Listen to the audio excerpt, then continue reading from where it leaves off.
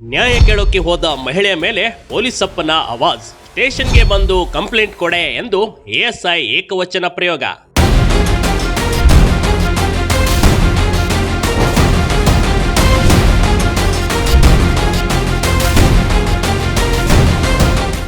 ಒಮ್ಮೆ ಈ ಎಎಸ್ಐ ಮಾತನ್ನ ಮೊದಲು ಕೇಳ್ಕೊಂಬಿಡಿ.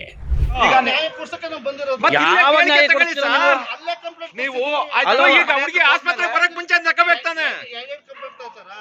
ಹುಡುಗಿ ಕಂಪ್ಲೇಂಟ್ ಅದೇ ಸೈಡ್ ಅಲ್ಲಿ ಬಿಡಿ ಸರ್. ಸರ್ ಒಂದೇ ಕಂಪ್ಲೇಂಟ್ ತಗೋಬೇಕಂದ್ರೆ ನೀವು ಕಂಪ್ಲೇಂಟ್ ತಗೊಂಡಾಗ್ಲೇ ಸೈನ್ ಇದೆಯಾ ಅಂತ ನೋಡ್ಬೇಕು ತಾನೆ. ವೆರಿಫೈ ಮಾಡಿಲ್ಲ ನೀವು ಕಂಪ್ಲೇಂಟ್ ವೆರಿಫೈ ಮಾಡ್ದಲೆ ಇಷ್ಟೊತ್ತರ್ಗೆ ಏನ್ ಮಾಡ್ತಿದ್ರಿ? ಅಡ್ಮಿಟ್ ಆದ್ರೆ ಯಾಕೆ ಬಂದ್ರಿ? ಇವರು ಎಎಸ್ಐ ಅಥವಾ ಯಾವುದೋ ಪುಡಿ ರೌಡಿನ ಕಂಪ್ಲೇಂಟ್ ಕೊಡೋಕೆ 112ಗೆ ಕಾಲ್ ಮಾಡಿದ್ರೆ ಈ ರೀತಿ ಮಾತನಾಡೋದ? ಒಬ್ಬ ಮಹಿಳೆಗೆ ಮರ್ಯಾದೆ ಇಲ್ವಾ? ಹೋಗೆ ಬಾರೆ ಅಂತ ಮಾತಾಡೋಕೆ ಈ ಪೊಲೀಸಪ್ಪ ಯಾವ ಸೀಮೆ ದೊಣ್ಣೆ ನಾಯಕ ಅನ್ನೋ ಪ್ರಶ್ನೆ ಮೂಡದೇ ಇರಲ್ಲ ಕಣ್ರಿ. ಈ ಮಹಿಳೆಗೆ ಬಾಯಿಗೆ ಬಂದಂತೆ ಮಾತಾಡ್ತಿದ್ದಾನೆ. ಗಂಡನ ಮನೆಯವರಿಂದ ಕಿರುಕುಳ ಆಗಿದೆ, ಸಹಾಯ ಮಾಡಿ ಅಂತ ಕೇಳಿದ್ರೆ ಉಲ್ಟಾ ಪೊಲೀಸಪ್ಪ ನೊಂದ ಮಹಿಳೆಯ ಮೇಲೆ ದಬ್ಬಾಳಿಕೆ ಮಾಡಿರುವ ಘಟನೆ ನಡೆದಿದೆ. ಅವರಿಗೆ ನಮ್ಮ 112ಗೆ ಕಾಲ್ ಮಾಡಿದೆ ಸರ್, ಅವರು ಬರ್ತಾರೆ ಅಂತ ಹೇಳಿದ್ರು. 112 ಜೊತೆ ದೇವರಾಜ್ ಸರ್ ಬಂದಿದ್ರು. ಏನಮ್ಮ ನಿನ್ನಿದೆ ಆಯ್ತಾ, ಯಾವಾಗಲೂ ನಿನ್ನೆ ಕೂತ್ಕೊಳ್ಳೋಕ್ಕೆ ನೀನು ಒಂದೇ ಕೇಸ, ನಿನ್ನೊಬ್ಳನ್ನೇ ನೋಡ್ಕೊತ ಕೂತ್ಕೊಂಡಿರ್ತೀವ ಅಂತ ಪೊಲೀಸವರು ಅವ್ರ ಕಡೆಗೆ ಏನು ಮಾಡಿದ್ರು. ಅವರು ಸರಿ ಹಂಗಂದ್ರು ಸರಿ ಹಿಂಗಂದ್ರು ಅಂದಿದ್ದಕ್ಕೆ ನಿಂದೆ ತಪ್ಪು ಕಣಮ್ಮ, ಆಸ್ಪತ್ರೆಗೆ ಹೋಗ್ಬಾರಮ್ಮ ಅಂತಾರೆ ಸರ್. ಅಲ್ಲಿಬ್ರು ಪೊಲೀಸರು ಬಂದಿದ್ರು ಅವ್ರ ಜೊತೆ. ಸರ್ ನನ್ನ ಫೋನ್ ಹೊಡೆದಾಕವ್ರೆ, ನಿಮ್ಮ ಕೈ ಮುಗಿತೀನಿ, ಫೋನ್ ಕೊಡಿ ಸರ್, ನಮ್ಮ ತಂದೆ ಫೋನ್ ಮಾಡ್ತೀನಿ, ನಾನೊಬ್ಳೆ ಹಾಸ್ಪಿಟಲಿಗೆ ಹೋಗಕ್ಕಾಗಲ್ಲ ಅಂದರೆ ನಾವು ಕೊಡೋಕ್ಕಲ್ಲ ಕಣಮ್ಮ, ನಾವು ಕೊಡೋಕ್ಕಲ್ಲ ಅಂತ ಅಕ್ಕಪಕ್ಕ ಬಂದಿದ್ದ ಜನಗಳು ಯಾರು ಫೋನ್ ಕೊಡಲಿಲ್ಲ, ಪೊಲೀಸ್ದವ್ರು ಕೊಡಲಿಲ್ಲ, ಅವನ್ನ ಕರ್ಕೊಂಡು ಬರಲಿಲ್ಲ, ನನ್ನ ಕರ್ಕೊಂಡು ಹೋಗ್ಲಿಲ್ಲ, ನನ್ನ ಒಬ್ಬಳನ್ನೇ ಬಿಟ್ಬಿಟ್ಟು ಅವ್ರ ಪಾಡಿಗೆ ಅವ್ರು ಬಂದರು ಸರ್ ಬೈಕಲ್ಲಿ. ಹೀಗೆ ರೌಡಿಯಂತೆ ಬಿಹೇವ್ ಮಾಡ್ತಾ ಇರೋದು ಎಎಸ್ಐ ದೇವರಾಜ್. ಹಾಸನದ ಅರ್ಕಲ್ಕೋಡು ಪಟ್ಟಣದ ಬ್ರಾಹ್ಮಣರ ಬೀದಿಯ ಮಹಿಳೆ 112ಗೆ ಕರೆ ಮಾಡಿ ನ್ಯಾಯ ಕೇಳಿದ್ಲು.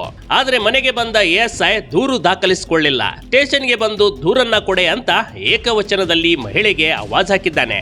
ರೋಡ್ ಹೊರಗೆ ನಿಂತು ಸ್ಟೇಷನ್ಗೆ ಬರೋಕೆ ಏನ್ ದಾಡಿ ಅಂತೆಲ್ಲ ಕೇಳಿ ನೊಂದ ಮಹಿಳೆಗೆ ಅವಮಾನ ಮಾಡಿರುವ ಆರೋಪ ಕೇಳಿ ಬಂದಿದೆ. ನಾನು ಬಂದಿದ್ದೆ ಸರ್ ಬೈಕಲ್ಲಿ, ನಾನು ಬಂದಿದ್ದೆ. ಈಗ ಅವರು ಹೊಡೆದು ಇದ್ ಮಾಡ್ತೀವಿ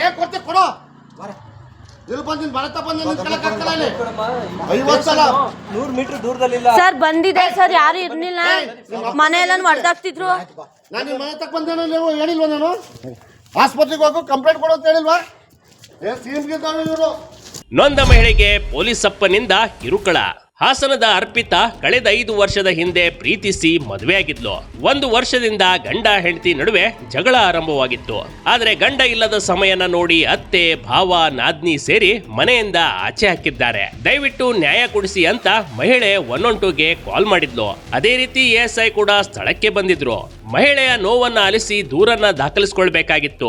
ಆದ್ರೆ ದೂರನ್ನ ದಾಖಲಿಸಿಕೊಳ್ಳದೆ ಮಹಿಳೆಯ ಮೇಲೆ ಅವಾಚ್ಯ ಪದ ಬಳಸಿ ಅವಮಾನ ಮಾಡಿದ್ದಾರೆ. ಇದನ್ನೆಲ್ಲ ನೊಂದ ಮಹಿಳೆ ತನ್ನ ಮೊಬೈಲ್ ನಲ್ಲಿ ವಿಡಿಯೋ ಮಾಡಿಕೊಂಡಿರುವ ಸಾಕ್ಷಿ ಇಲ್ಲಿವೆ ನೋಡಿ. ಬೆಳಿಗ್ಗೆ ಎಷ್ಟು ಗಂಟೆಗೆ ನಿಮ್ಗೆ 112 ಇಂದ ಕಾಲ್ ಬಂತು ಸರ್? ಯಾಕೆ ಹೇಳಲ್ಲ ನೀವು? ಅದ ಹೆಂಗೆ ಆಯ್ತು? ಅದೇ ಬಿಡಿ ನೀವು ಸುಮ್ಮನಿರಿ, ಅವ್ರು ಮಾಡ್ಲಿ, ಅವ್ರು ಅದೇ ಹೆಂಗ್ ಕರ್ಕೋಯ್ತಾರೆ ನೋಡ್ತೀವಿ. ಆಯ್ತು ಕರ್ಕೋಗಿ ದೇವರಾಜ್ ಅವರೇ, ಅದ ನಮಗೂ ನಿಮ್ಗೂ ಆಗೇ ಬಿಡೋಣ.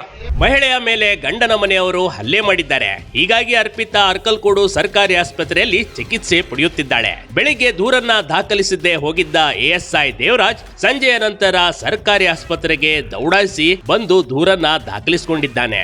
ಆಗ ಜನರು ತಡೆದು ಎಎಸ್ಐ ದೇವರಾಜ್ಗೆ ಕೇಳಿದ್ದಾರೆ, ಬೆಳಿಗ್ಗೆ ದೂರನ್ನ ದಾಖಲಿಸಿಕೊಂಡಿದ್ರೆ ಈ ನೊಂದ ಮಹಿಳೆಗೆ ಇಷ್ಟೊಂದು ಸಮಸ್ಯೆ ಆಗುತ್ತಿರಲಿಲ್ಲ. ನೀವು ಬಂದು ಹೋದ ಮೇಲೆ ಮಹಿಳೆಯ ಮೇಲೆ ಹಲ್ಲೆ ಮಾಡಲಾಗಿದೆ, ಇದಕ್ಕೆ ಉತ್ತರ ನೀಡಿ ಅಂತ ಸಾರ್ವಜನಿಕರು ಪ್ರಶ್ನೆ ಮಾಡಿದ್ದಾರೆ. ಆದ್ರೆ ಎಎಸ್ಐ ದೇವರಾಜ್ ಮಾತ್ರ ಯಾವುದಕ್ಕೂ ತಲೆ ಕೆಡಿಸಿಕೊಳ್ಳದೆ ಬೆಡ್ ಮೇಲೆ ಮಲಗಿದ್ದ ಅರ್ಪಿತಾ ಬಳಿ ಹೋಗಿ ದೂರನ್ನ ಬರೆದುಕೊಂಡಿದ್ದಾನೆ. ಈ ಪೆನ್ ಸೈನ್ ಹಾಕ್ಬೇಕು,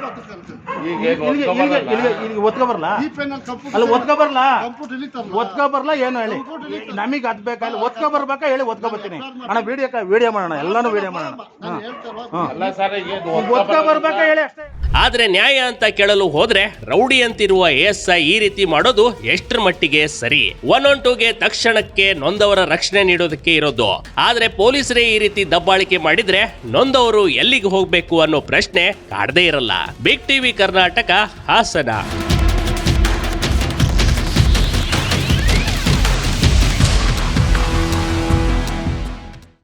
ಟಿವಿ ಕರ್ನಾಟಕ ಯೂಟ್ಯೂಬ್ ಚಾನಲ್ಗೆ ಈಗಲೇ ಸಬ್ಸ್ಕ್ರೈಬ್ ಮಾಡಿ. ಧನ್ಯವಾದಗಳು.